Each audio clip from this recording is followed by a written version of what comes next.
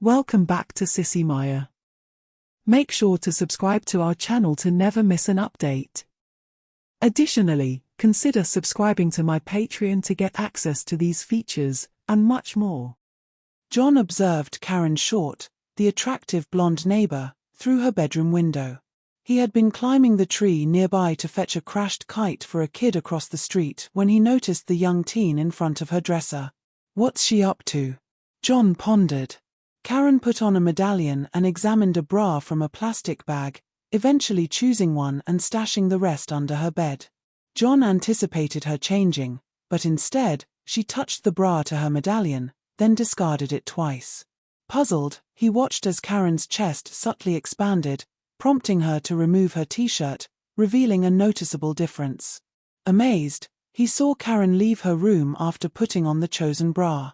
Later, John, nursing a scratch from retrieving the medallion, examined it closely. "Just brass junk," he concluded, noting its angelic design. He cautiously wore the tarnished chain, pondering its purpose. He had witnessed Karen's touch on the medallion causing her chest to visibly expand. Could this unassuming trinket truly be the legendary medallion of Zulo? John doubted it, yet he couldn't deny what he'd seen. Merely touching a bra to it led to the impossible. Would it work again?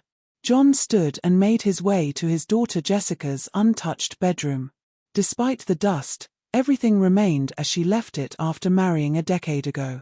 "I really should tidy up," John mused but pushed the thought aside. Opening a drawer revealed emptiness, like the rest. In a corner of the closet lay an 8th grade cheerleader's skirt, a reminder of Jessica's past. The realization of time's passage struck him. Returning to the bed, he contemplated using the medallion on the skirt but hesitated, tossing it aside angrily. The fear of irreversible change gnawed at him. Becoming Jessica permanently was unthinkable. Yet, curiosity nagged him, alongside a burgeoning ulcer. He resolved to experiment cautiously, recalling the legend of the medallion's ability for incremental change. The notion of halting midway struck him. Small alterations wouldn't draw attention if irreversible. He settled on reducing his waistline, recalling a pair of jeans long abandoned. Moments later, John held the jeans, reflecting on procrastination, both in discarding old clothes and tidying Jessica's room. He brushed the jeans against the medallion. Minutes later, a tingling sensation enveloped his waist and legs. John removed his trousers and undershorts, pulling the jeans up gradually as his lower body underwent transformation. After a brief pause, he fastened them securely. Perfect. Hastily, he removed the medallion, unwilling to proceed further, at least for now. The tingling ceased abruptly. Surveying his new waistline in Jessica's mirror, John admired the swift shift from a 40 to a 32. Reflecting on his neglected health since Nicole's passing, he pondered why he hadn't cared for himself better. Regardless, with the medallion, any physique was attainable. Yet, apprehension lingered regarding the reversal process and its time constraints. To ascertain, he resolved to test the medallion every hour or so. As the familiar tingling returned, John calculated 12 hours. Assured of his ability to revert, he resolved his next transformation would be more drastic. In the basement, he rummaged through old clothing, aiming for youth without ailments accumulated over 60 years. He stumbled upon Nicole's penchant for hoarding clothes, neatly boxed and labeled with dates spanning Jessica's childhood to Nicole's recent passing. Examining the contents, John found sweaters, shoes, and black dress slacks, each holding sentimental value for Nicole. Holding a sweater infused with her scent, he whispered, "Oh, God, Nicole, I miss you so." Tears welled as he repacked the boxes, emotions he hadn't felt since her funeral flooding back. Climbing the stairs, despondency weighed heavily. As he reached the top step, the phone rang. Without hesitation, he answered. An accident, the caller informed, urging him to rush, uncertain if Jessica would survive the night. Again that day, John found tears streaming down his face as he gazed at the heavily bandaged figure on the bed. The car crash that claimed Jessica's husband, Nick, had left his daughter horribly disfigured. Surveying the life support machines keeping his soul kin alive, John pondered the bleak future awaiting Jessica if she survived. He envisioned years of agony and indignity from her injuries, sending shivers down his spine. The notion of ending her suffering seemed merciful. Lost in thought, he fixated on the life support plug until interrupted by the night nurse's arrival, signaling his departure. With a nod, he reached for Jessica's hand, seeking to offer comfort with a gentle squeeze, only to discover her arm missing below the elbow. Despite the shock, he felt immense gratitude that he hadn't lost his daughter in the accident, unlike his beloved wife years earlier. Every day for the next 5 days, John visited Jessica, silently hoping each visit would be their last together. But fate had a different plan. On the 6th day, the nurse delivered somewhat positive news. Jessica had emerged from her coma and was asking for him. The body's capacity for recovery, even in Jessica's severely injured state, proved remarkable. With each passing day, her strength grew until she was deemed fit to leave the hospital after nearly 3 weeks. Anticipating her return, John meticulously prepared Jessica's old room, even polishing the furniture to restore its former luster. However, it dawned on him only later that Jessica wouldn't manage the stairs to her upstairs bedroom. Swiftly, he transformed the formal dining room into a makeshift bedroom. Mixed emotions welled up as John brought Jessica home. They both understood the arduous journey of her rehabilitation ahead, knowing it would entail significant adjustment. Despite Jessica's stoicism, John discerned the pain in her eyes with every movement. Though he never seriously contemplated ending her suffering, he couldn't help but occasionally wish he had, for her sake. 2 months after Jessica's return home, John recalled the medallion of Zulo. Amidst his focus on aiding Jessica, its existence had slipped his mind. Could the medallion offer some assistance to his ailing daughter? John pondered. Eventually, he decided to broach the topic with Jessica. Initially, Jessica reacted with anger, then concern, fearing her father's mental state had deteriorated due to her condition. She voiced her skepticism, which irked John, who felt frustrated that his own daughter doubted him. To prove his claim, he opted to demonstrate. Expressionless, Jessica observed as John donned the medallion and touched it with his old jeans. Her disbelief gradually transformed into acceptance as his body slimmed down. "And it's permanent?" she inquired. Receiving confirmation, Jessica swiftly agreed to give it a try, driven by her desperation to alleviate her constant pain. A problem emerged, though not insurmountable. Aside from the few items John had purchased for Jessica, her original wardrobe destroyed in the fire after the accident, she lacked clothing. Traveling the 400 miles to her home posed too great a risk for Jessica's fragile condition, John concluded. Considering alternatives, John pondered utilizing new clothing, items never worn by Jessica, yet uncertain if it would alter her physical appearance and essence. Jessica, grasping the situation, proposed an idea. Why not utilize her old clothing packed away in the basement by her mother? John was taken aback. He had assumed Jessica would strive to restore her body to its pre-accident state. Why? Jessica chuckled bitterly, shocking John with her revelation. She admitted to marital regrets, on the brink of seeking a divorce. Over the decade of her marriage, bitterness and resentment had consumed her towards both her spouse and herself. She yearned for a chance to reinvent herself, utilizing the medallion's transformative potential not only physically but also in age, granting her a fresh start at life. Inquiring further, John asked, "In what way?" "I want to be young again," Jessica replied simply. "Experience puberty again?" John questioned. "Perhaps not that young," Jessica chuckled, her first laugh since the accident warming John's heart. Against his reservations, John consented. "How old?" he inquired. "Past puberty at least," Jessica responded solemnly. She contemplated ages 12 or 13, but nothing younger. Both acknowledged the necessity for Jessica's return to school. "Maybe I'll actually learn something this time," Jessica mused, laughing. But before she could resume schooling or undergo transformation, John needed to shop. While the basement boxes yielded a surprising array of clothing, none constituted a suitable everyday outfit. He made educated guesses regarding sizes, knowing that certain measurements aligned with specific clothing sizes. John spent nearly $500, much to the delight of the sales staff. "You're sure about this?" the unspoken question in his eyes as he held up a garment retrieved from the boxes in the basement. Jessica nodded.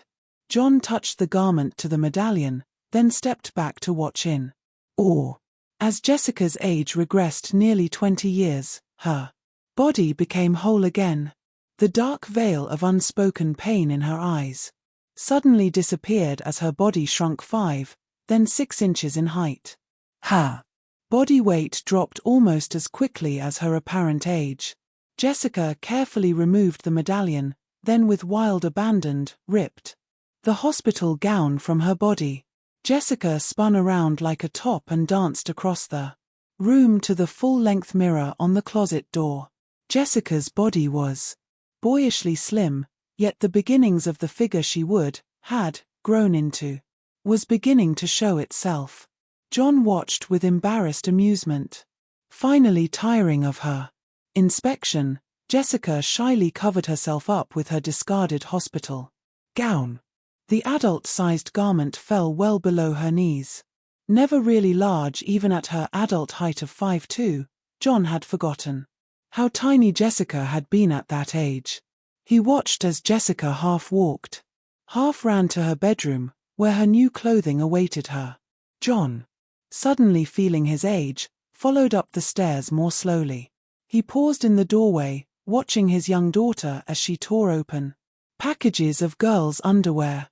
When she had pulled a pair of panties and a undervest-like garment, he entered the room and sat on the bed. Moments later, Jessica was dressed in what had been her favorite outfit, jeans and t-shirt, when she had been at that age. She started to run out of her bedroom, then paused for a moment. Returning to her father, she threw her arms around his neck and kissed him. Grinning like a Cheshire cat, Jessica turned and ran out of the room. It was all the thanks he needed. After dinner, they convened to discuss and strategize their next steps. Given Jessica's altered circumstances, they resolved to travel to her former home and sell it, settling her late husband's estate before returning home.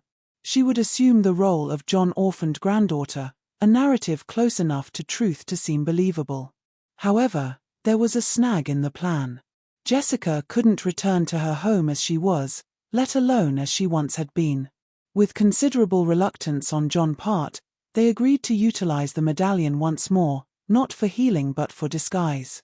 Together, they revisited the department store to select the necessary clothing. John glanced sideways at the tall, slender young man seated beside him. Jessica would have made a striking man, he mused silently.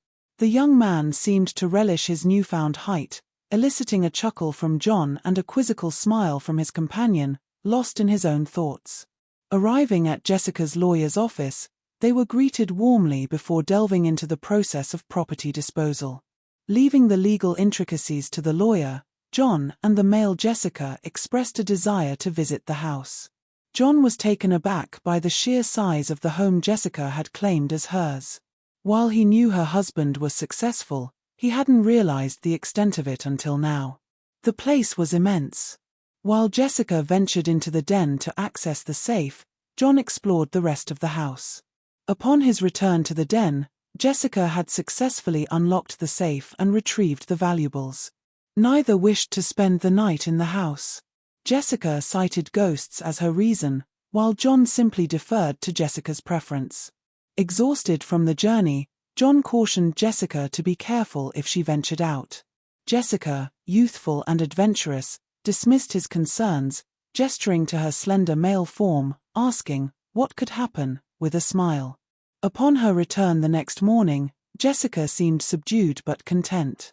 John couldn't help but notice lipstick stains on the collar of her shirt, though he refrained from probing further. They toiled into the late hours the following night, sorting items for sale with the house, including most of the furniture, those designated for an upcoming estate sale, and those Jessica intended to take with her. John was surprised to see Jessica include all her old clothing among the estate sale items. When John raised an eyebrow in question, Jessica quipped, "Do I look like I could wear any of these things?" Amused, John declined her offer of the discarded clothing, echoing her earlier sentiment. The next day, the elderly couple they had enlisted to manage the sale arrived. After exchanging introductions, they commenced pricing the items slated for sale. Some items bore price tags surprisingly high, even to Jessica, who was well aware of their original cost. The strategy, as the male half of the couple explained, was to allow customers to negotiate over the price of the premium items. This ensured both parties felt like winners. The seller received close to the item's true value, while the buyer secured a perceived bargain. Besides, he added with a wink, "It pads our commission a bit too." Assured that the sale was in capable hands, John and the male Jessica decided it was time to head back home. Upon their return home, John drove the car into the garage and shut the door before allowing Jessica to disembark. Although they hadn't anticipated any issues, they preferred to avoid any potentially awkward questions. While John retired to bed, Jessica completed the task of unloading the car, weary from the long 2 days. An hour after finishing the task, Jessica slipped the medallion over her head and touched a nightgown reminiscent of the one she wore the night she reverted to 12. By the time she managed to don the nightgown, exhaustion had already begun to overtake her. Throughout the night, both father and daughter experienced peculiar dreams, though they chose not to discuss them upon waking the next morning. Several months passed, during which the estate sale concluded, effectively laying to rest the old Jessica alongside her late husband. The rejuvenated Jessica found herself enrolled in 8th grade at her former school, this time pursuing more academically challenging courses. Her former teachers would have been astounded had they recognized the attractive young girl as the same individual who had previously taken less demanding classes. By the time Jessica reached her junior year of high school, she had established herself as a diligent student destined for college. While she hadn't solidified her career aspirations, she was determined to carve out her own success, independent of any future spouse. Keeping her romantic involvements minimal, Jessica maintained numerous male friendships, wary of repeating past mistakes. She prioritized her personal growth, reserving thoughts of marriage and family for the distant future. Meanwhile, John retired and sold his business, securing their financial stability for the rest of their lives. Concerned by her father's apparent decline in vigor and enthusiasm post-retirement, Jessica resolved to arrange a vacation for him, approaching the planning process with the same meticulousness she applied to her studies. Jessica's excitement bubbled as she anticipated revealing the meticulously planned vacation to her father. She could hardly contain herself until he woke, eager to witness his immediate reaction. John emerged slowly from sleep, experiencing an unusual sense of refreshment devoid of his customary sleep-related discomforts. As he rose from bed, a subtle disorientation gripped him, the room and furnishings appearing slightly askew. Peeling off his pajama top, John beheld a well-defined chest unfamiliar to him, his gaze drifting downward to encounter a distinctly female form. Jessica orchestrated this, he surmised, realizing she had utilized the medallion of Zulo overnight to transform him into a woman. While not particularly perturbed, he found her unilateral decision perplexing. A mere jest was tolerable, but altering his gender warranted prior consent. Curiosity piqued, he ventured to the bathroom to assess his new appearance. Nicole. His daughter had rendered him a facsimile of his late wife in her youthful prime. Not exceeding 25, John observed, noting the features and petite frame bestowed upon him. But why? What was Jessica's intent? Returning to the bedroom, he encountered a stack of fresh attire, previously overlooked. Jessica orchestrated this meticulously, he mused, donning the new garments with a mixture of acceptance and bemusement. Jessica regarded her transformed father as he entered the kitchen, now a striking resemblance to his former wife. She admired his elegance, a testament to her thoughtful selection of clothing.